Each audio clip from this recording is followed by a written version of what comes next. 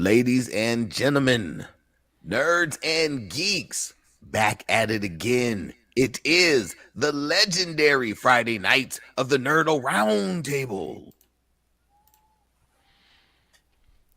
Oh man, I didn't get the clapping and the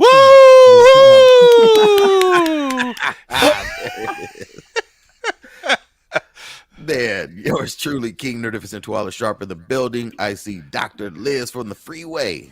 Hey everyone. Yeah. I see Anthony from 2 cubicles down. Oh, hello everybody. The one and only Thomas Talking Cunningham. What's that? And last but never ever least, Mo Kelly. Nope. Okay, first of all, you have to say fresh to death, Mo Kelly, because I got TV to do. he be styling today. This is got super TV. clean. Not the Tiffus. He threw out the Tiffus on us. Spend enough money on them, I tell you. That's Boy, right. I'm My trying to wife too. F around and get cut on that suit, Mo. That's super sharp, brother. Super It is sharp. Hello, Jackie Hobson. Today we've got a lot. We've got Nope. We've got the Gray Man. We got a lot of news coming out of San Diego Comic-Con. Lord have mercy right now. But first and foremost, the film that everyone has been highly anticipating, debating, is this the greatest horror film ever made? So far, the reviews have been stellar, saying Jordan Peele has done it again. Kiki Shepard is on her way to getting an Oscar. Kiki Palmer. Kiki Not Shepard is. Shepard. Kiki You Shepard is. are Not dealing at with the the Apollo. singer? No, we're not That's going to Kiki. the Apollo. Yeah, we're not going to the It's Apollo. showtime. At the Apollo. Yes. Young Akila, she has grown up. And boy, she is beautiful. All right. I didn't see it because, of course, Oh, ain't snap. been nowhere. Yeah, I ain't Right, been that's nowhere. right. But I don't mind any spoilers on this one. I just maybe don't want to know what happens in the end. But fuck it. I honestly don't care. I don't care because I'm so curious to know what the hell this damn film is about. Who has seen it?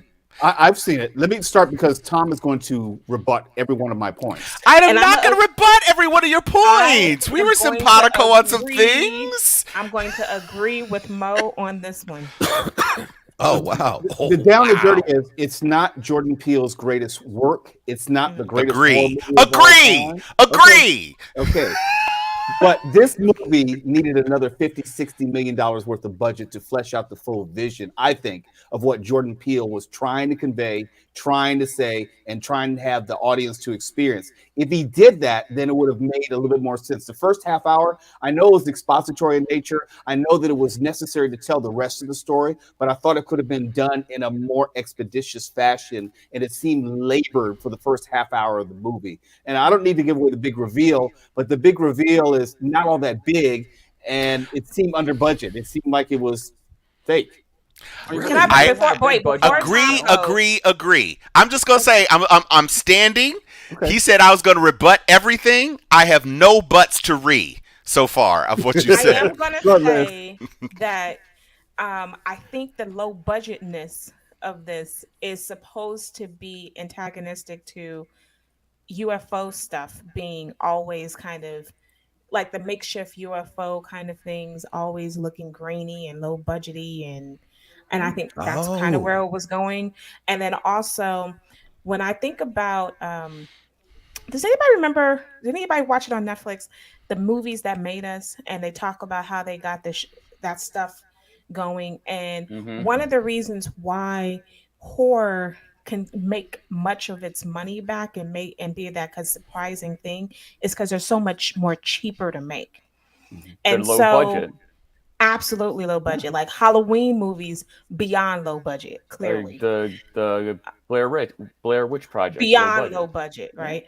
And so I feel like that also he's playing into that low budgetness of I can tell this story with literally balloons, and it Oh shit! Wait, Liz, Wait. and Okay. Liz, Okay. Okay. Liz, So you wait. I'm So stop being wait. right there, Liz. facetious, but I'm saying that I No, can you're not. say No, this I mean you're movie technically not being with facetious. a very but low budget style, because clearly he doesn't he's in the middle of, most of it is a desert Okay, on a all right. ranch. I need to So understand. I need to understand. When you say balloons, are you talking the balloon people that were all throughout the damn trailers? I'm talking about The different little types. she's. wavy. I will say this: she's not talking about that. Oh, Yeah. There's a okay. I will just say this because you said you didn't want any spoilers, and Mo has already said that there really isn't anything to spoil at the end. So I'm just going to say 3 words to you: floating space vagina. oh, That's the spoiler. And Okay. if you're done, Liz, because I'm done. okay, and Mo, do you have anything you want to contribute before we get into this? Float on. So I will Confusion. say this. I had not considered the idea of the economy of the budget to be a conspicuous, deliberate choice. But now that those words have come out of your mouth, I'm vibing on that because this is a movie that is dealing with financial troubles as a subtext. And so the whole pretense of what happens at the very beginning of the movie, and not the very, very beginning, because in the opening credits, before the opening credits even happen, there is voiceover of an event that we see the end of. And then it goes away, and then it snatches back to the ranch with Keith David as the patriarch of this family that has this legendary history in Hollywood. And it's somewhat fallen on hard times after his passing, which is in the trailer, so that's not a spoiler at all. Keith David, surprise, One thing. yeah, go ahead. Keith David, former guest of the Mo Kelly Show. And former voiceover guy. He did your voiceover thing forever. That was That's right. so That will live on forever. yeah, so they show the thing in his skull in the trailer, so that's not a spoiler at all. He did, and that kind of kicks things off. And so the scarcity of money and the necessity of kind of selling the ranch off piecemeal is an undercurrent of the whole movie. And in fact, it is the inciting incident that drives the subsequent decisions of the characters that we see in the movie. There are not a lot of characters in this movie. We know about Kiki. We know about Daniel. That's Emerald and OJ. You've seen Angel. 5 stars, Angel. 5 stars. He's in there. And then you've got Winnock, who is underused. Because he's great on screen. Yes. And he was in The Crow. Bro, yep. And that's where and he looks exactly the same. It's freaking crazy how he really hasn't changed, but he's still got that grizzled intensity. I'm kind of surprised. Maybe it's because of Clint Eastwood, and you can't have 2 Clint Eastwoods in Hollywood or whatever, but he fits in that same silo of like just grizzled Marlboro man kind of thing. Sam Elliott. Yeah, Sam Elliott, and he gets dragged into it kind of in the near the end of the second act.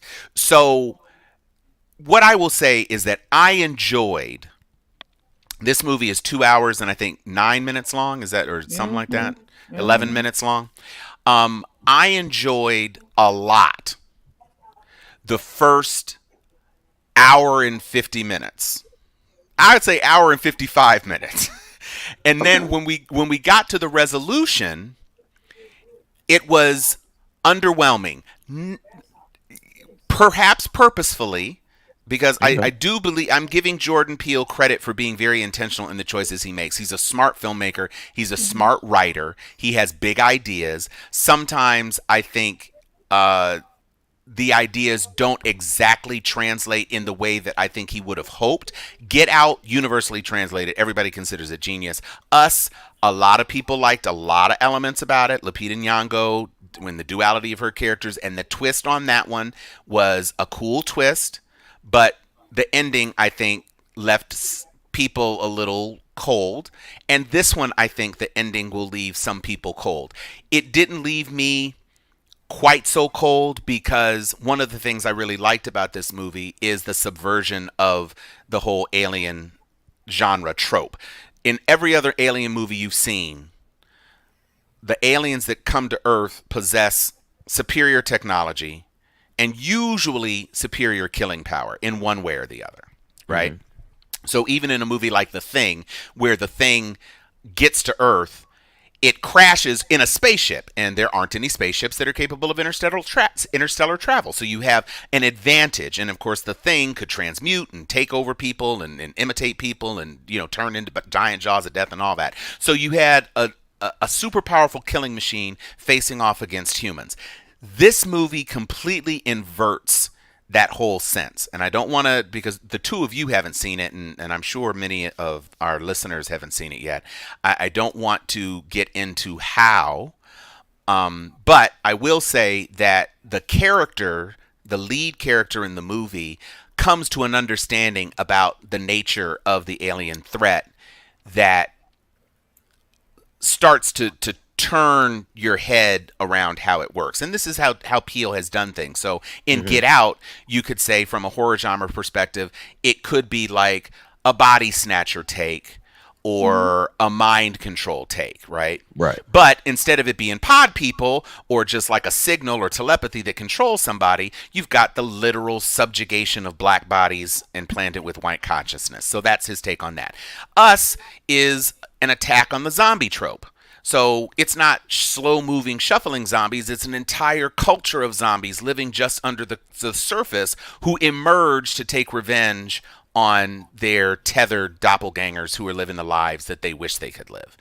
And in Candyman, you had, and he wrote and produced that. He didn't direct it, but he wrote it with Nia DaCosta and the other person.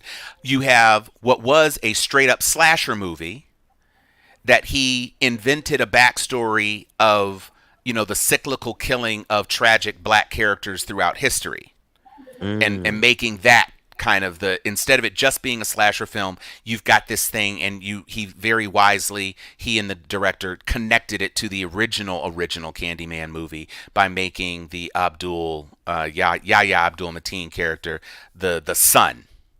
That had been kidnapped in the first movie. So here you have his take on aliens. And I will say that when we first saw that stark image and we saw that very clipped teaser, that is a much more accurate representation of the spirit of this movie than the trailer that's out now. The trailer that's out now heightens the laughs. And there are laughs, but it's much jokier than this movie actually is. This has literally some of the grisliest material that Jordan Peele has ever presented on screen. Really?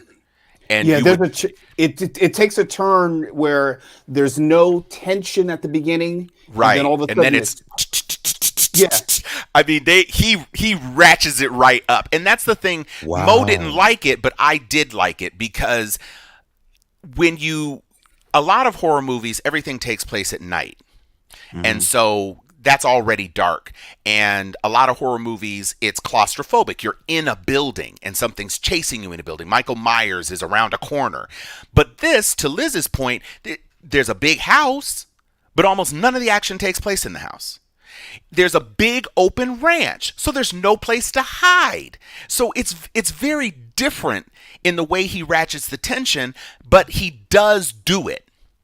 And there's a sequence in particular, and it's also in the trailer. Although the line that the Winnock character, it's a misdirection. He does not say that line in the movie, and I was waiting for it. But when it didn't happen, I was like, "Oh, that's interesting." But it's not inaccurate. It's just that sounds like a joke, and in the movie, that joke isn't there. And so that sequence where what happens, it's grisly. When you see what that is coming onto the house, and you understand what that is coming onto the house, it is shockingly grisly. And then there's another piece of the movie that Mo and I talked about that he didn't really like, involving the history of one of the characters in the movie that is stunningly brutal. Stunningly brutal. And really, Oh, it absolutely Well, is. this, And this so, sounds like a phenomenal Hey, film. I Tom, don't know what's Tom, happening no, no, right Tom, let me take this at one go point. ahead, Let me Mo. take Go it at ahead, one point. Mo. Because when you talk about the ratcheting up the tense nature of the movie, Mhm. it's building in a crescendo, but then it plateaus at the end. It doesn't. Psh. It doesn't. It's like a literal balloon. You let the air out. It doesn't even pop. And so, Wow, that's not fair. well, but in other words, it leaves you like it's almost like it gives you all this foreplay, but there's really no climax. It's a blue ball situation. It really. Yeah. I mean, that's fair. Again, Huh. not rebutting you, Mo. But- we haven't but we haven't actually butted heads at all, Okay. honestly. But I will- I just what liked a I- lot what I more of the think- movie than you did. I will say that he does not give you as mm, he to me he takes a page out of Jaws Spielberg, where a lot of the tension, the feeling of what's happening is more powerful than actually seeing the physical bloody terror and all this So other it's stuff. more like person. the dun how that builds Right. the tension more than even seeing the But shark. there are some very clear homages to Jaws, specifically to your point that when he's at the ranch, the star lasso thing, and the alien like literally comes up behind him, it was reminiscent of when Bruce the shark comes out of the boat behind Roy Scheider. I mean, there are things. This is and this is another thing we talked to Mo about. This is a movie that also deals with the creation of art. So the two lead characters are the scions of the Haywood father, that's the Keith David character, who is the great great grandson of the first human who was captured in motion picture. And that was a great little that's a very Jordan Peele-y touch where he literally has the characters explaining that piece of film history to the audience and to a group of industry professionals. So you remember that horrible movie that Scorsese did, Hugo? That was all about, it was a love story to the creation of movies. Sometimes when creative people get into movies about making movies and about capturing images and all that, they kind of get into their own heads a bit. And that's kind of how I felt this movie did. I appreciated, let's just say this, the performances are outstanding. Okay. Keke Palmer is great. It's okay. Damn. The dynamic between Keke Palmer and Daniel is very strong. I really enjoyed it. This is not Oscar worthy. So people doing that. No, Oscars, Oscar's too much. I don't know Oscar what y'all Oscar is talking way too about. much. No. It's good, but it's not Oscar. She's effective, and she's effective in this role as the sister to Daniel, who once again does a yeoman's job of completely ditching his very thick British accent to be American. Yeah. And the Angel character, to get a little Latino flavor up in there. You got Latin, you got Asian, you got black, you got white. He put the whole thing in there. An Angel, I happened to see the movie twice in one day, and the Angel character grew on me a bit in the second viewing. But one of the challenges that I will give to Mo is that the rules are a bit twitchy. So we've seen in the trailer that when the alien craft comes onto the scene, electrical things die. That's why the waving arm things just kind of peter out, and that's an important plot point. Okay, didn't know that. All right. But the way that works was a little wonky. He mostly kept with the rules, but it was just inconsistent enough for it to be slightly annoying that it was inconsistent. And then by the time we get to Flying Space Vagina, it just didn't. I didn't understand. Was it really a space vagina or an asshole? It wasn't a labia.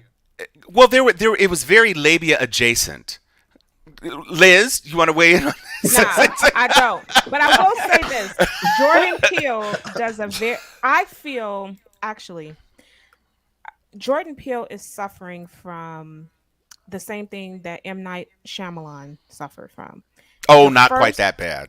Well, in the part that the first film that they both did were such huge deviations and shock that When the second one came out, it was this almost kind of trying to continuously chase something new and nuanced. And I'm not saying that, and honestly, if you go in my mind, go back and look at Get Out, Get Out necessarily wasn't beyond terrific. What made it good was because it was so universally understood by a certain subgroup, Black folks. And there was this jokiness of it, of how we see other people. And there's this inner inside joke and how it makes it feel such a horror. Our life experience is somewhat horror. And that is why it made it such a unique, fun, sad, demented kind of experience that people were able to connect to. But when it comes to, did it fulfill all of the level of horror? Did it fill all of the that's a whole, you can debate all that. But I think that Jordan Peele is extremely talented. And what I found interesting about this is that he made a whole thing about, he's made this unique space of genre of plotting race in horror. And so when you watch this, you're like, well, where's the race in horror?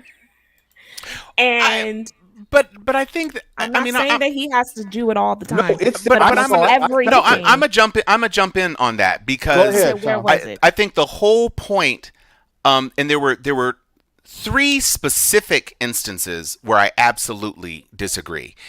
When he was in the barn, when the lights were going on and off, and he didn't know what it was, and he saw the first, and he literally says, nope, and turns his ass and walks away. That was to Black people saying that was right to Black people. And Keke Palmer has another exact situation where she does the exact same thing. And there's even the segment when he opened the truck door. That's right.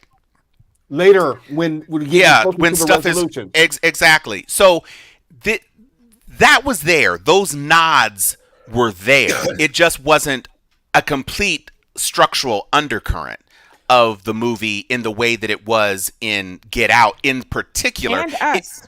But in Us, the difference is that it wasn't isolated. From all of the previews, you thought maybe it was just this one thing. When you find out that it's everybody, at least everybody in America had these doppelgangers. So it wasn't just about Black Dread, although the focus of most of the Us movie was centered on this one family. But it was also different because it was Black tethered who were scaring the Black people, which is that's a subversion anyway. Yeah. Usually in a horror movie, the Black person is the first person to die. That's still a relatively fresh rule that's still current and accurate. But they're almost always killed by either a monster or a white antagonist. So I mean, I would say Us was maybe more classism than anything, because it definitely explored class and consumerism. Came and it just focused on the Black family, but then when you saw the white family who were their friends that they were like hanging out with, they had tethers who came, and then you found out the whole world had a tethered who was trying to come out and live the good life, basically. Right. So I didn't, but so to that particular point, I'm just saying that the recognition of race was definitely there, and it also deals in a not even a subtle way. It deals with how Hollywood flips on child actors. It deals with racial dismissiveness of Black contributions to Hollywood as well. He overtly makes that point. And then also the fact that Black folks in Hollywood don't even get a chance to make one mistake. If you make a mistake, you're off the chute, and they're bringing in a robot horse. So I mean, there were lots of things, and if you stay through the whole credits, you'll see that in the end credits, Universal makes a big deal of saying that they participate in this diversity thing, and they're making sure that they're improving their diversity at all levels. And if you look in the credits, you see a lot of diverse names, especially from the Indian subcontinent and in other parts of the world that. Where they were including those people in the crew. And so that part of it, I think, was very intentional too, which is why I think some of the things that maybe Mo found to be labored and overly long, I think Peele was particularly putting that in there to slow the pace down, so that when he started to ratchet it up, the ratcheting in and of itself was unsettling, because you think you're watching something. There's good jokes. When I saw it the second time, it was a packed house, and the jokes landed a lot more in the packed house. In the first house I saw, it was maybe 30-40% full, and that audience did not laugh as much as the 715 audience laugh. There were clear laughs that I could say, yep, he wanted that laugh. Yep, he wanted that laugh. The only one where I think he didn't want it was in the last 2 minutes of the movie. And but he does some very comes out. That's when the space labia. And so what he does some very Peely things. So again, there's a thing that's a particular bête noire for Mo, and I don't want to get into it, but it is the most graphically disturbing scene in the movie. But he makes these callbacks. So Liz said balloons. There's balloons in that scene, and then in the climax, there's a callback to that. So he does these clever things that you can pick up on if you're paying attention. There are breadcrumbs everywhere. He lays the pathway, and so it's a movie that I think, this is my recommendation to all of the Nerd-O-Roundtablers, you knights and lords and ladies. Go with a group and get you a drink and talk about it after. Yeah, every movie that he does is going to inspire conversation, right? It has a conversation piece because, and Yeah. I thought that, I mean, to me, I don't know. I think, people always are going to reference Get Out because, like, I feel that it just resonates. It just resonates so overtly and so in your gut. And I feel the same way about certain episodes of The Twilight Zone. Season 1, I do think is better than season 2, but I like both. Mm-hmm. And Us resonates a conversation because if you remember, a lot of people didn't widely love Us, and there was a lot of controversies about the accent. There was a lot of or the tone of how she spoke. There were a lot of issues that people didn't particularly care for and gravitate to Us, and people had to talk about it. There were a ton of think pieces. Then they had to watch it a second time. I wasn't a fan of Sometimes I'll watch it a third time. And I feel like this is another one of those that people going to have to watch a second time and a third time. They're going to have to read some stuff. They're going to have to watch some other people talk about it. They're going to and then they come back together again and talk about it, and it's going to grow in you. Okay. I think it's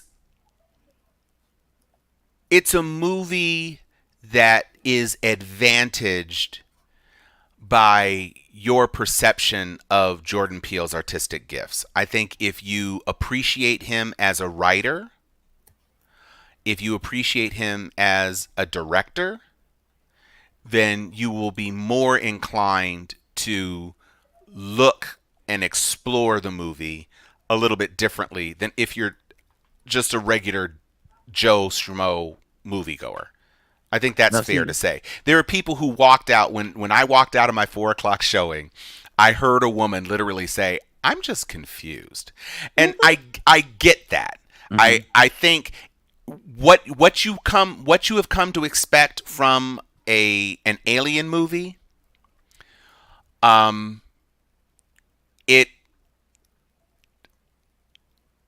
it's not Independence Day, where at the end of Independence Day, the whole big motherfucking ship just blows up. It's not Star Wars where the Death Star blows up and it's a huge, tremendous ending. It's not Predator where the Predator does the little countdown thing and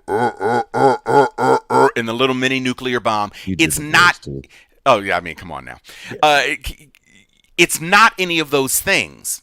And so when you think about alien movies, the ending is much more Close Encounters than Independence Day. But see, And when you look at it from that perspective of what the ending is and how the ending works, because it's cast in a horror space and there's so much violence in it, the way it resolves is counter programming and counterintuitive. There's another story that's told within it. But that's we why I haven't go even to talked Jordan Peele about. films. I go to Jordan Peele films because of the fact that I personally don't watch horror movies. I don't watch horror movies because unfortunately they stay with me. I'm not able to shake the ideas. I'm not able to shake the emotions or the jumps. And then it comes to a point where you try to come and wake me up, or walk up on me in the bed and you're gonna get swung on. You walk up behind me and touch me, you're gonna get a back elbow just because that shit stays with me, right? The thing that I've always loved about Jordan Peele is that his films, every time I walk out of them, I'm like, well, that wasn't a horror movie at all. That was just like, let me go deep and think for a minute. Every one of his films drive me to think deeper. Same with M. Night, where all of his films, they have the jump scares, they have these moments, but there's always this subtle underline that when you get to the end, you go, wow, that wasn't a horror movie at all. That's shit made me think a little bit. Made me think about life. No, that wasn't a horror movie at all. It was The Last Airbender. Okay. But The Lady in the Water. Come on now. M. Night fell way the fuck off. I mean, he had his run. That's and not he came the point. back hard with the trilogy. The point. I mean, Unbreakable and Unbreakable was before the downfall. So because it was. Even Signs was problematic for me. I don't believe that aliens that could be damaged by water land on a planet with 75. What do you mean? I thought it was Unbreakable. No. Unbreakable was like his third or fourth film. And then there was a big break, and it was Split, and then it was Glass. I think Split and Glass may have been back to back as far as release. Glass and Unbreakable are all linked. Yeah, that is the trilogy. I'm just saying that there was a big break between Unbreakable and Split. Well, yeah, when you go from Lady in the Water to... Well, he had The Village. He had Lady in the Water. He had... Last Airbender. He had... Well, Old was after. Old was his latest. Old was his latest, and was not... was definitely not the greatest. It's not amazing. Look, I only compared it to because when his first movie came out, it was such a mind-bending thing that people wanted to go see it again and again to try to catch up on the clues and the hints and whatever. And Get Out was such a huge phenomenon that it's become almost like this cultural thing where people will use the word "get out." In conversation, all that they use the meme and everything, right? So I mean, it became so huge, and to me, it reminds me of like an artist's first album, where they always, if they had a really great first album, then that second album is almost like, oh, I don't know if it's going to do as well, and then makes a career or it doesn't make a career, and that's the kind of thing that Jordan Peele. That's the only comparison. I'm not saying that he's going to tank. I'm not saying any of that. I'm just saying that it was that first film was such a cultural thing, relatable for all these other reasons that it made it pop. Okay. I definitely want to give voice to one of our viewer listeners, Barack Rocky Giles. So in my opinion, Peele is doing something with his horror films very similar to what Glover is doing with the comedy drama series Atlanta. And I can wholeheartedly agree with that. It is, while the first season, even the very first season played with things, but it was a bit more straightforward. In this, is this the final or the next to final season? Is this penultimate? This is the final season. So the final season definitely went in almost Twilight Zone spaces. in terms of what he chose to do as a creative. And so I respect what Peele brings to the table. And I think unlike most directors, like M. Night, to my knowledge, has never done a horror anthology television series. So where Peele has the opportunity to kind of stretch his legs and kind of do different and more and exciting things in the television space and then come back to movies when he's ready to, other directors haven't done that. No, and M. Night has a television show. I don't particularly care for it. I watch it. But I don't. But that's not. It's not an anthology series. It's a regular show. Wait, what shows he got? It's the kid, right? The crazy kid, the adopted kid or something. It's a creepy kid show, isn't it? It is a creepy kid show, but it's on Apple TV Plus. I can pull it up. It's on Apple TV. I ain't seen it. It's on. But it's a series. It's not. Servant. Right. So, but unlike an anthology series where you're making a mini movie every episode, this is episodic, and so you're sticking with the same characters over the course of a season. So it's different. Peele gets to be much more experimental in his hour-long segments than and a regular Twilight Zone, so it gives him. And it's the Twilight Zone, so exactly. So good. And so there aren't any expectations. So I think here, I enjoyed it. What I said to Mo and what I said to some other friends in other text threads. I enjoyed so much of the movie. I can't throw it away because the ending wasn't exactly what I expected. It definitely was not what I expected. But then again, you do expect at the end of an alien invasion movie, either the aliens are going to win or the humans are going to win. I mean, one of the two. So one of the two is going to happen. And so most of the time in American cinema, it's the humans that win. So do the math. I honestly, okay, this is going to sound ridiculous, but I actually was more intrigued by the sub story that was happening, which was you talking about Jupe? Yes, about it's supposed to be a character backstory, but that's how the movie starts off, and I was like, what am I watching? And because it deals with this child star, he was a child star. Mm-hmm. And that's the Stephen Wen character. Yeah. Okay. The dude who's running the rodeo. Mm-hmm. Yes. Okay. And that was more interesting to me. And the fact that they kept going to it just let me know, like, okay, clearly you want me to pay attention to this. I don't know why. I have a perception about why they did that. And the backstory, which they start the movie off and then in the second act they bring it back to show you more of what happens. They show you kind of the end of what happens at the beginning. That directly links to the situation with the aliens. There's a parallel there. And the parallel is articulated by the OJ character. But the fact that I don't he's named OJ. Well, and Donna Mills has perhaps the most unexpected cameo in this fucking movie. She does. Donna Mills. When I saw the name in the opening credits, I was like, oh, Donna Mills' granddaughter is in this. No, it's Donna Mills. It's Donna Mills. Okay. It's literally fucking Donna Mills. And she looks amazing to be as old as she must be. And the fact that they even have a line, run, OJ, run. You're like...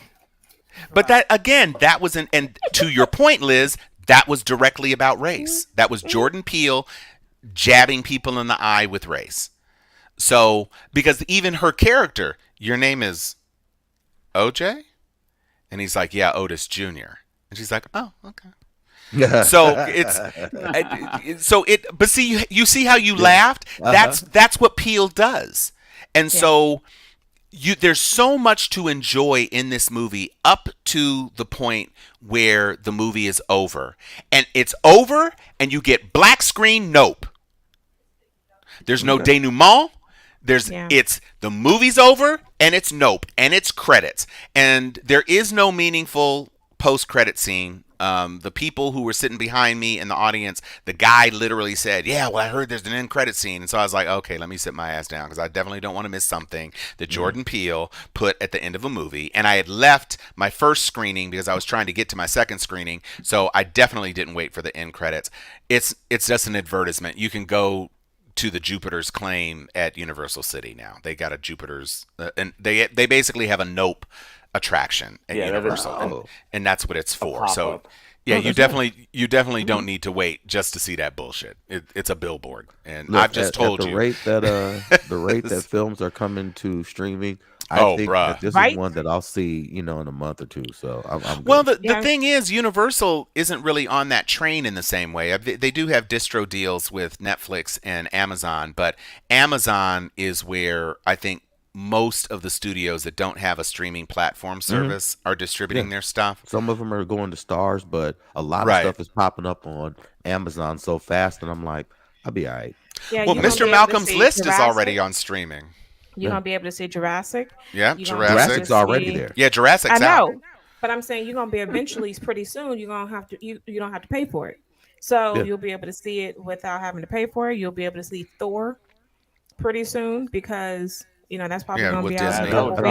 I wanted to get to theaters to see that, but what I will tell you, Tuala, and this is, I mean, it's something that can't be helped with you because you're still in dealing with the aftermath. But what I will say is that Jordan Peele specifically shot this movie in IMAX because of what it offered him artistically. Now, I'm not saying that I think you have to see it in IMAX, but a lot of times you do.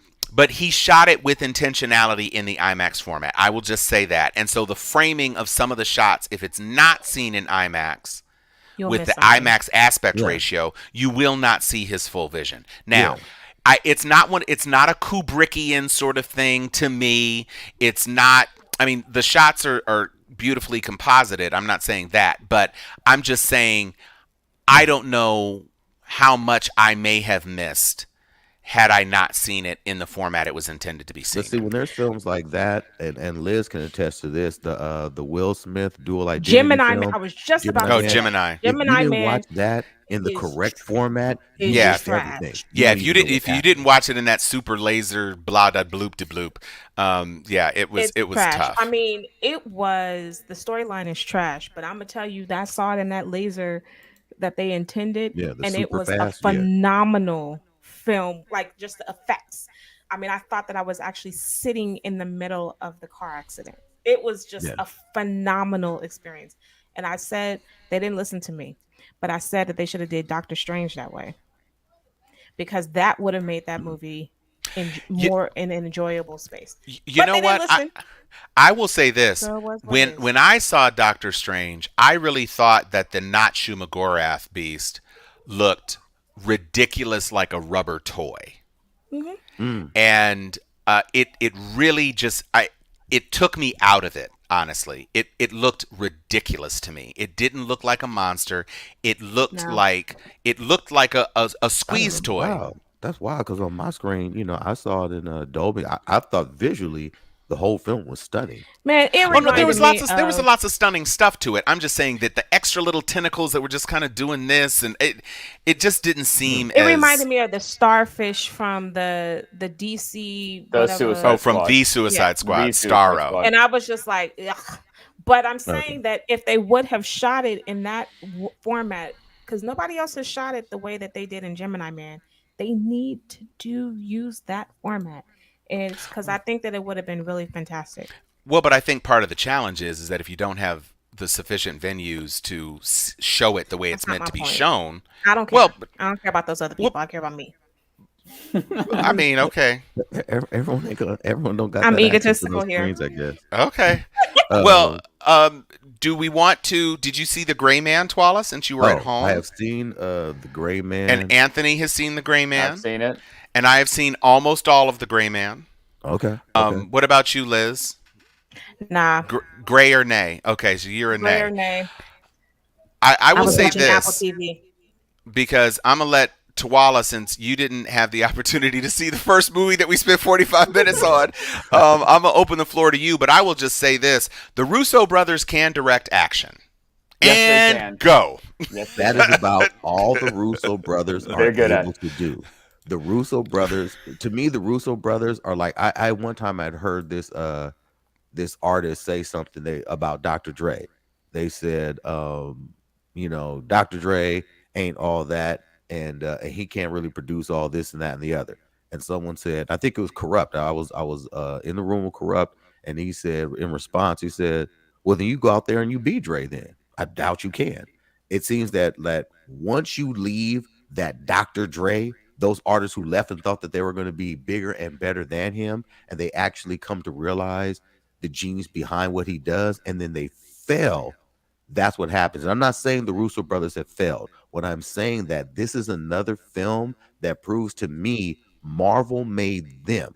They did not make necessarily the best Marvel films. I think that the crew within Marvel behind them gave them superior backing. They gave them they surrounded them with, no guys, you got to do it like this. No, because you have a lot of those films. You had Favreau behind with the Endgame and Infinity War. You had him guiding it. You still had Feige guiding to make sure that everything came together. With this film here, it is fast. It is action packed. The action is so next level. I'm like, I don't know if I've ever seen nothing like that. There were so many times I just said, let me just rewind that. But if I could have watched this film on mute, with the exception of every scene that Chris Evans was in, He's in a lot of scenes. He's in a lot of scenes. It's outside the story is so paper thin, and at points I'm like, this is such a lame, ridiculous story. But again, you have Ryan Gosling, who it could have been anybody. That could have been any That lead. was Ryan Jason Gosling Bourne. brought nothing. But think about all the other it was Jason Bourne. Yeah, but think about all the other Russo movies that they made since Endgame, and every last one of them. The 21 Bridges. Yeah, Absolutely. Well, the but I mean, storyline was whack, but they directed a good. I mean, no, the director was the action, and they continuously put out action movies with the worst beyond paper tissue paper as a storyline. But I mean, it's Chris Evans though. I mean, my God. Chris Evans is fucking hilarious in this movie. So let's talk about, because one of the things that I put in the text is that when you consider how perfect he was in the role of Captain America, which is perhaps the most moral, upstanding superhero character that is to date, except for Christopher Reeve Superman. He's that iconic. And Buzz Lightyear. No. He's human. I'm not even talking about him in Lightyear. That's fine. But that's voiceover acting. I'm talking about, you're looking at this man's face and he's the personification. He's the personification. That is America's ass. Mm-hmm. And then you see him in Snowpiercer, and it's a more laid back, heroic, morally capable role, but he's a compromised person. There's class struggle and all of that. Then you see him in Knives Out. This is basically the more sociopathic version of Knives Out. In Knives Out, he was really an entitled prick asshole. Mm-hmm. Again, with De Armas, which I don't know if the Russos just decided that was the way they wanted to play it, but they have a lot of people because what's her name? Alfre Woodard from the Marvel Universe is in there. They always use Marvel Universe. What's her name from Civil War? Who was in there from Civil War? Alfre Woodard. No, the girl, the London Station CIA chief. The girl. They go to her in Prague. Who was that? Damn it! Give me a second. You're not talking about homegirl from the Iron Fist, are you? No, it was. Did they even credit her in this? No, you're right. Sorry, you're right. Yeah, Woodard. Yeah. Oh, okay. Yeah. Alfre Woodard. Yeah. He was also in Defending Jacob. Don't forget him in Defending Jacob. Well, but again, that's right. So he has range, and then here, where I felt it went off the rails, because everybody loves a glorious psychopath. Everybody loves that, but The shit in Prague. Oh, come on, that was the best. I was No. done. No, it was great action, but it was like there It was are ridiculous. limits. Yeah. Jean Yes. Rene, what's his last name? Page? Bridgerton. Yeah. Yeah. Bridget. Okay, Roger so John him. Page. Roger Jean Page. So that was a lot. Well, which That was part, a the lot shootout or for the hard hospital? drive. Huh? It was a The whole lot. shootout or in the hospital? No, I'm talking about that No. shit with the train. The Where he whole was just every- like, Yeah, that was a lot. start killing the The cops whole and shot with the shooting cops, up buses and shit. Yes. This is a CIA dark op in broad daylight It where was. 150 motherfuckers, at least civilians, plus cops, plus your dead agents all over the place Well, in the middle of the goddamn capital of Czechoslovakia. He did not give a fuck. Fuck! He gave Kill zero them fucks. all. Kill them $10 all. million, And whoever gets but in I his think head. that was kind of like the warning that Colleen Wing had given them. that's who that was. Yeah. That's Colleen. Oh Wing. shit! So, Yep, you're sure right. In the beginning, she said, "Hey, dude, you know this guy has no Right. limit to what he'll do," and it's almost like she warned Bridgerton, and Thank you. and Let's just even call at him a certain Bridgerton. point in time, So much easier. Evans had warned everyone and said, "Look, you know what I do." Even before he started, he said, "I got full range, all the money I need, just I can do whatever I want. Blank Leash is check. off." And when he said yes, she warned him. She said, "You can't take the leash off this Tasmanian devil. If this dude goes wild, this is what we're going to get." So when they got it, all I said was, "Oh shit!" They didn't believe her. They didn't believe her, and now this shit is out of control. All I can say is what a difference a mustache makes, because that little, the teeny weeny little Fucking clipped like mustache just made him look like such a prick. I mean, it was And like, the and shoes.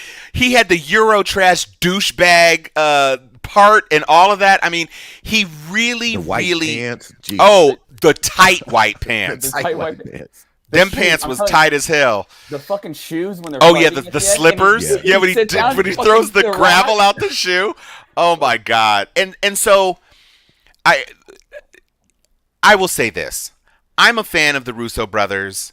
And again, he had that Hitchcockian cameo At in the the end. third act where Yeah, he's he likes he's doing some that. senator or something. He always does that. Yeah, exactly. And so I'm fine with that. I love the action. Ryan Gosling was supposed to be an understated person, and so he was understated, just like all these other cookie cutter trained killers.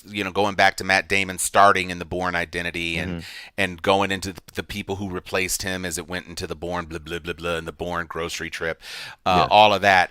I was perfectly fine.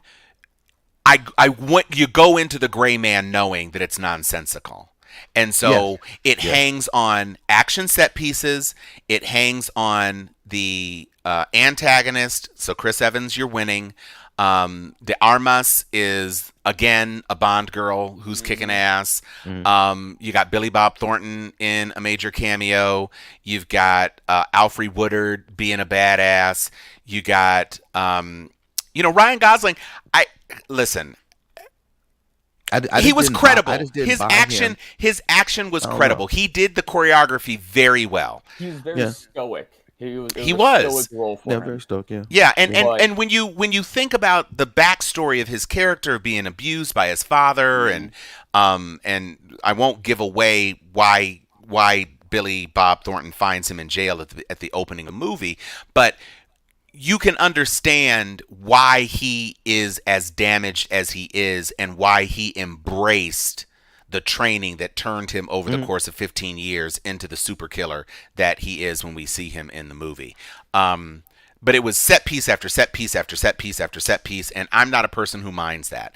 If you keep me on the edge of my seat, there were moments where I was like, yeah, no. Is he gonna get the for that gun? alone? For that alone, this film wins. This is a film that probably should have been a Netflix theatrical release. Yeah. oh, They this could have really easily done it gone good. theatrical. I was thinking Easily. I honestly Unlike think that the reason- Spiderhead, which was trash. I honestly think that the reason why it didn't is because the last few Russo brothers films that have went theatrical had not done so well. Oh, you mean Oh, after none of them Endgame? have. Yeah, after Endgame, Yeah. they have had After no Endgame, hit. they went. Mm-mm. I mean, Zero they hits. they relied so heavily on the action, and their sad little stories. But they're good at And it though.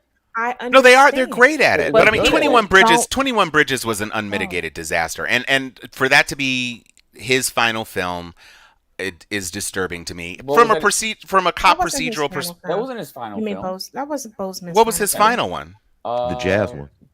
Oh, Yeah. Ma Rainey. Yeah, That's Ma right. Rainey, yeah. But his last theatrical, that wasn't theatrically. Ma Yeah. Rainey was streaming. Streaming. Yeah. That's Yeah. fair, Anyway, but it, I'm saying Russo brothers has had a string of not doing so well at the box office, so that it got to the point that they probably were like, let's just make it successful at Netflix. But the budget on this film, this is without a doubt, this is, Yes. I think they've said, it had that. one of the super single most expensive. expensive streaming films made. Had to like, be. Not like surprised. Had it's to be. insane. I take another tack on that. I think for a movie that probably only has 45 seconds that doesn't include gun violence, it might be wrong-headed to put that out. I mean, It's literally it's yeah. it's goddamn near platoon up in this bitch. It's Yeah. so Like, much start to armament. Like It's you meet the characters and blow, then blow, it's blow, blow, nonstop. blow, blow, blow, blow. I mean, it's just you had more that Prague sequence. That was it's great. That was 17 minutes of like Yes. nonstop fuck shit. It was just Alpha team, Bravo team, Delta team. You The know, SWAT team. yeah, the SWAT team, the police, the Prague police. He's chained to a fucking bench. He's reaching for. I mean, ooh. Look, Look, Chris between Evans that, has look, tore the up airplane Europe. sequence. Yeah. is phenomenal. The damn The castle? hospital fight. Yeah, was that- the- great. Yeah. The Oh my final gosh, the scene was Tamil great. dude, Yeah, the lone man. wolf. Man. Psh. that was some badass shit. No, Very, the fight, very and that's badass. why I say the fight choreography. That's why I give Gosling credit. The character itself was a cookie cutter character. There's not a lot to the character, but any person who can do that amount of training and do that amount of fighting credibly, and I give De Armas a lot of credit too. We saw She her was dope. kick ass in the Bond movie, but it was a short sequence. She had to kick a lot of ass in this movie. She was fire in and this one. She was and that fire. shit with the hospital fight between them and the lone wolf, that shit was fire. Fire. I mean, this is a movie I'll watch with my boys because I know that it's going to be fucking ridiculous to watch it with them. They're going to be hype, and because I watched it on a computer screen, I want to watch it on the 4K to really get the full shit. But I'd be happy to watch it again with them. Enjoyable movie. Regé is perhaps a little bit wasted, but again, props Well, to the dude for giving us that American accent. It does leave it open for A sequel. a sequel. Oh, Now, Well, I whether mean, or not any Chris Evans time. is dead. Yeah. But I mean, everybody else, all the main characters are still alive. Every And single it's one of them. and it's a spy group, the Yeah, Gray exactly. Man. I mean, he's Sierra 6. He literally says in the movie 007 was taken. So you can see that there's space, and I don't know if it's going to be. I don't know who it will be that takes the reins, but it's quite clear that there are people that the audience could believe could pick this up. I mean, look, it's a fucking spy movie. Spies can do anything the fuck they want. I'd happily watch Ryan Look, Gosling. that's why I like you another know, thing I like about this film. There are no good guys. There are no bad guys. yeah. Everyone in this film is bad. Everyone in this film is just at Well, what and the level United of bad States are is you? behind the badness, which is Yes. another Yeah. that's Yeah, refreshing. they're behind both sides. Yeah, like what the They're fuck? literally behind both Seriously? sides.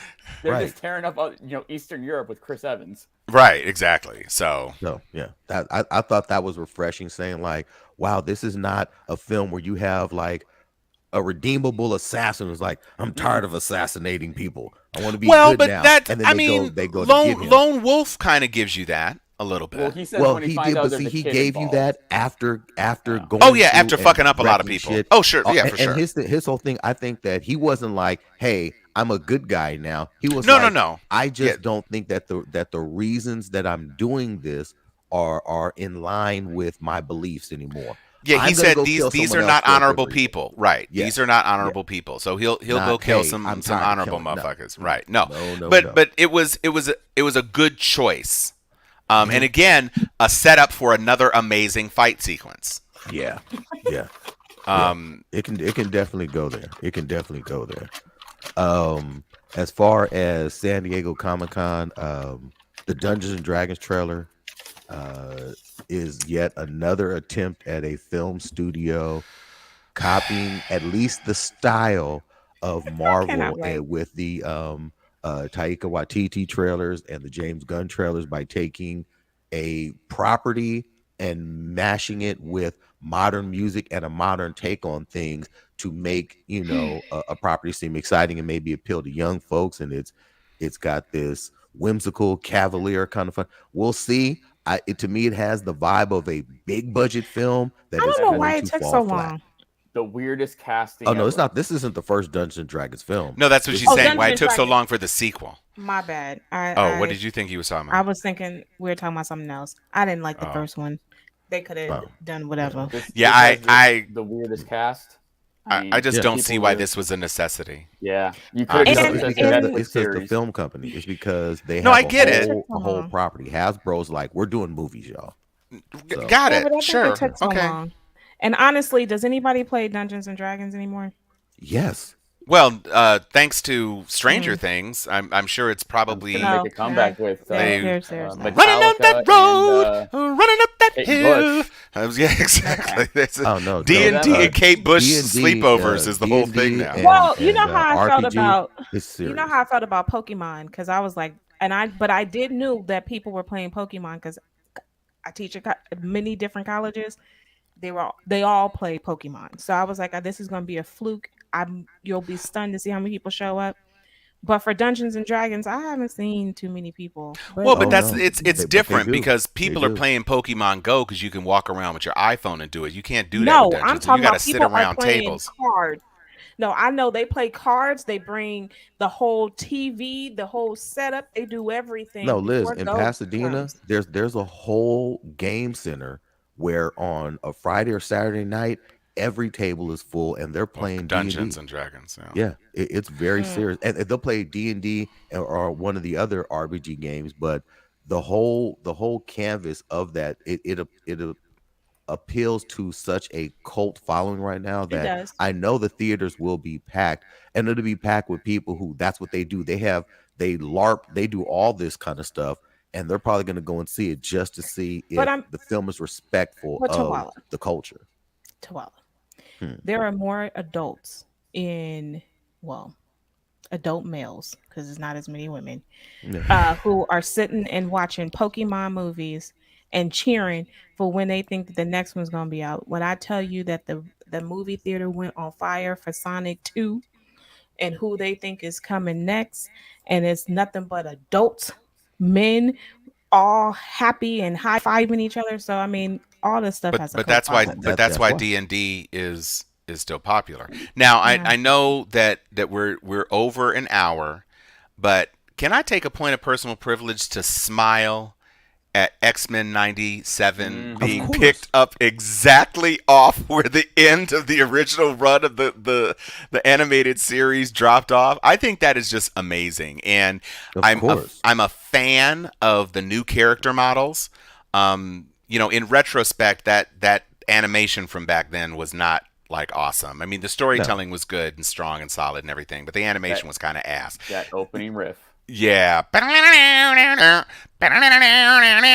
And these new character models, and I'm wondering if they're going to do like cell shading or whatever, because I certainly don't think they're going to do hand drawn. That's just not the shit anymore.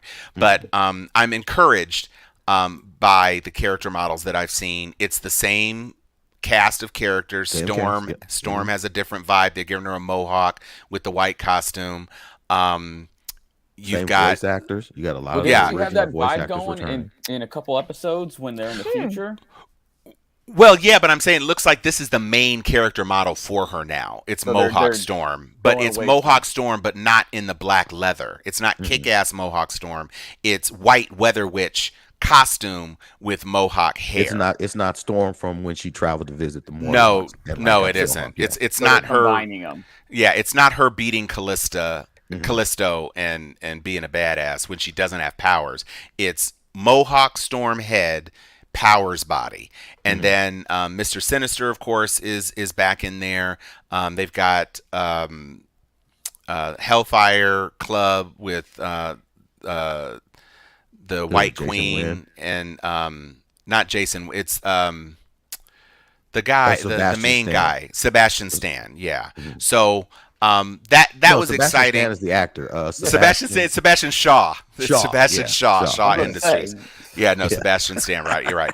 So, and the other thing that was exciting to me is there's so many animated things, and they've already greenlit season 3 of What If.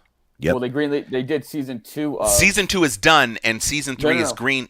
to go back to your X-Men. So Oh, they're okay, doing yeah. X-Men.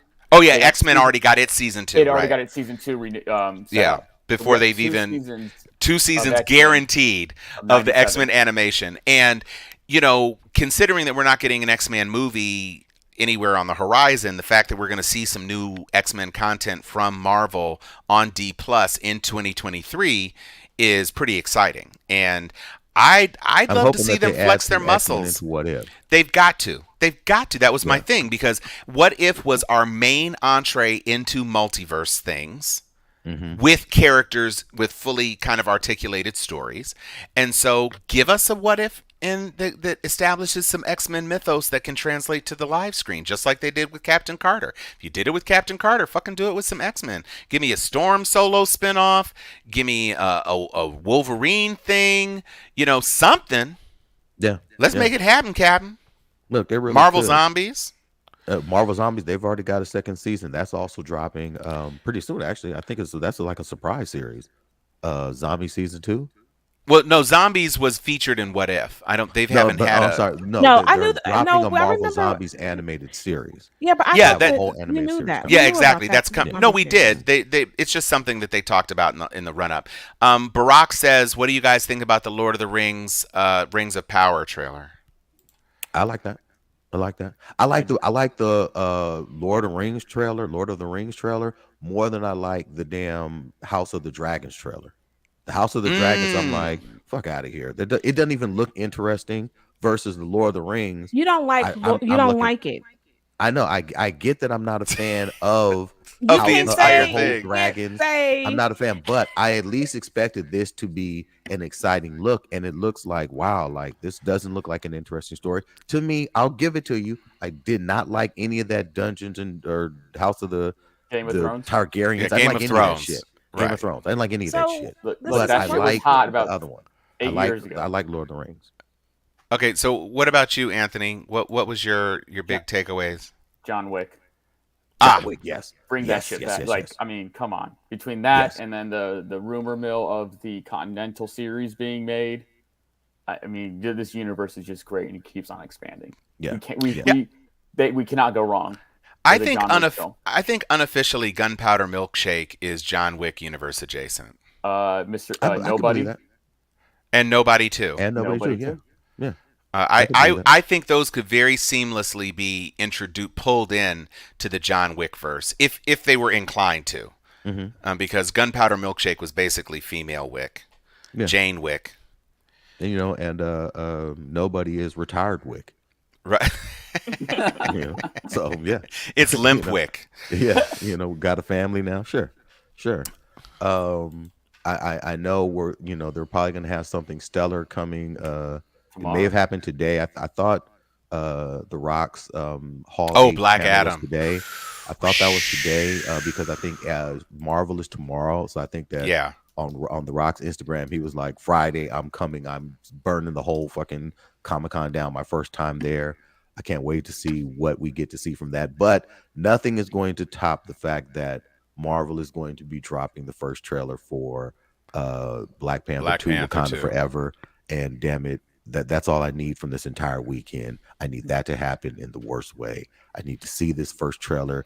I'm trying to get emotionally ready for it. I don't know how I'm going to feel seeing it, but man, it's still Black Panther. It's not in a ranking for me as far as where it ranks in the Marvel Cinematic Universe. It is just one of my favorite films of all time for what it did for me. And to see this trailer this weekend, that's all I need, man. I really don't want them to do the Bozeman heavy Marvel logo animation. They might. I I think they want really to. don't. They I need do to. not Well, want they to are. Well, see they've already that. done one. They've Remember already when they done did? They've one, already done right? one. So But I they just might be don't want good. to. I think they need to move on. I think they need to Hmm. give us space. You're already not giving us a T'Challa. You're giving us, maybe they're doing. He's recuperating in the realm of the dead so that you can Okay, reintroduce him. I think that's pause. fine. You are a fan of Black Panther, the Black Panther. You've read the comics. We're talking Black Panther, the film. What resonated against a lot of people who don't watch Marvel films.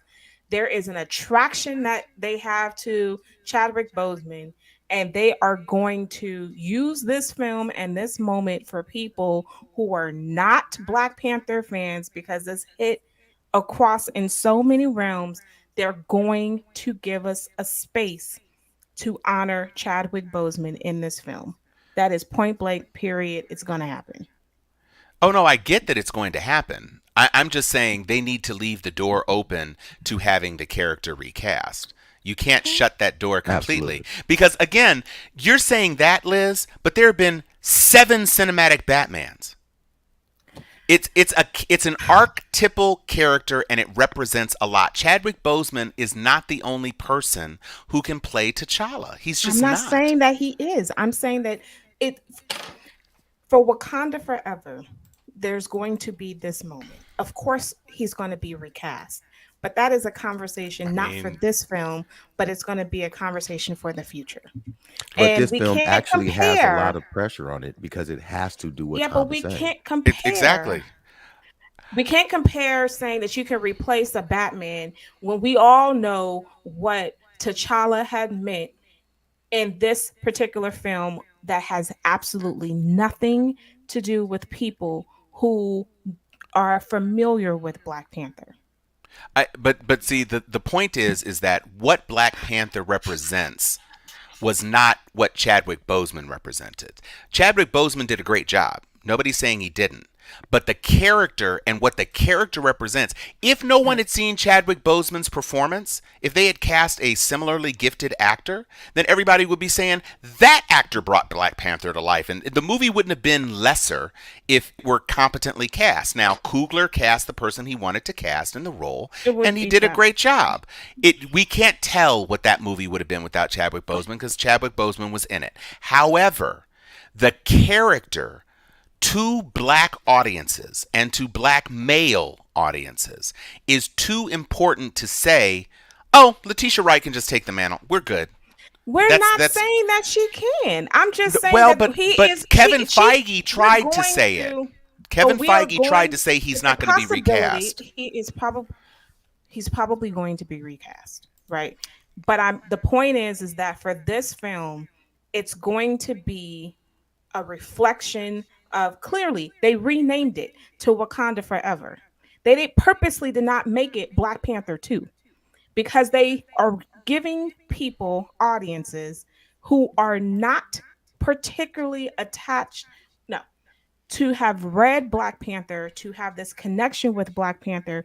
This transcended people who are into comics, so they're going to give people space to to see the other world of Wakanda, along with honoring Chadwick, so that it gives people closure enough for the next time you see a Black Panther.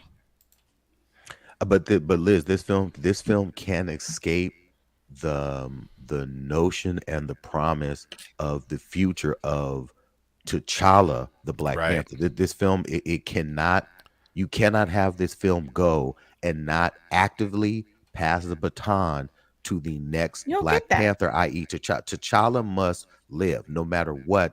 T'Challa, aka the Black Panther, has to live. That character has to live because that You character is will too get that. important. But Chadwick is going to be honored. Yeah, that's fine. And that's We what get is it, going but to happen. Mhm. well, And I don't maybe understand why we have to keep talking about if T'Challa's going to be recast when we know that there's a strong possibility that we're going to see because it made too much money. It's going Mhm. to happen, but we don't have to say that in the same breath that is Chadwick Boseman going to be honored. He is going to be honored in Wakanda Forever. We're going to have a next step. He is she uh no one, none of the women His sister is not pictured in a Black Panther outfit, clearly, so we know she's not taking the mantle. We're going to get a male I T'Challa. don't know that we know that, but Okay. Well, well, I I'm mean, just saying I'll there's eat stuff that's crow. But there's okay, there's but stuff out there. All I will say is because Shuri did assume the mantle in the comic books when Black Panther was in the realm of the dead, I think it's more likely than not that she's going to be in the costume in this movie at some point. She has in the animated series, she tried to be a Black Panther, she didn't get it. In the comic books, she was Black Panther for a while. And she's here, and they want a Black Panther. They didn't just call it Wakanda Forever, it's Black Panther Wakanda Forever. And so the point is, as recently as January of this year, Feige was saying that the role wouldn't be recast. Now, it's been 2 years since Chadwick Boseman died. And because of COVID and everything else, the original date was supposed to be in 2021. 2021 would have been too soon. And you couldn't redo the whole movie by the time you got to it. So they already had to readjust after his passing because they were prepared to shoot the movie with Black Panther in it. And so now you've got to make some tweaks. So how they're going to deal with it will be the best indication of whether or not there is intentionality about recasting. So if we see something in the trailer that mentions the death of the king, that's going to be different than if we don't. everything hangs on this trailer. A lot. And if they and they've already greenlit the world of Wakanda. She wasn't So- Black Panther with Ironheart was there. No, but that's What? I'm just making immaterial a because statement. no, I If- understand, but Ironheart, they wanted Ironheart to be in this movie. Okay, And so I'm just they saying that couldn't when take- they when couldn't take fight her together, out. She fought as Shuri. What are you talking Yeah, about? but In the that's comic after. books. Yeah, In the that's comics. after I'm this. not- Yeah, but that's way she after. received, that's after T'Challa had come back. By the time I'm that not saying, Ironheart I'm not, comes I'm not around, talking about that's that. I'm after talking that. about the fact that they put Ironheart in this film. Clear. That's just 'cause We they don't wanna introduce know her. what is going to happen. I think we should just True. leave the speculation to see what they'll actually do. Which again, But my this gut trailer feels that they're says going all to of it. still honor him and Well, but then be they've able already to said move that, forward. Liz. That's Okay, but not a gut. That's not your gut. That's Angela Bassett. That's Right. You got actors and the producer sure saying that that feels- he's who have not all going to be said recast. we are going to I'm not honor sure that him feels in a way that's appropriate. going to be very near and dear to our hearts and is really going to touch the viewers. You know, that Angela Bassett, when she was being interviewed, she said all that. She said the way we deal with it is so beautiful and so touching, and it gives everyone the closure that they need. That is what Angela Bassett said. So we get that, but my thing is that within this film, while also giving him the closure, and it started with Tom saying, "I hope they don't do a whole uh Chadwick Boseman montage kind of changeover in the beginning." I don't think that would be what they're going to do. That's not a beautiful, send off for the actor who brought the character to life. They've got to do something else within the film. A long time ago, it was rumored that this film, by the time it gets to the end, we will see the individual who was the new Black Panther. Don't know if they're still going to do that because they've put a whole lot of hush on that. When they asked Kevin Feige about that, he was like, "We are going to do, they're all sticking to the script. We are going to honor Chadwick Boseman." So again, this trailer, it should be hitting tomorrow in Hall H. The onlyest reason that I would have wanted to be at Comic-Con would have been to be at this panel so I can see this. Right. Comic-Con, y'all are slipping. You need to be streaming this shit. For everyone who's at home, you need to partner with YouTube, partner with Amazon, partner with somebody so you can start streaming this shit around the world. You will make a killing. You heard it here first. So when it happens, you can say, damn, those folks on Nerd-O-Rama and the legendary Nerd-O-Roundtable know what the fuck they're talking about. And with that, Anthony, my man, 50 grand. Take us out, good sir. Good news, everybody. Dr. Liz. Run, OJ, run. Yes. Tom. Where is my flying space vagina suit? Shit. Excelsior.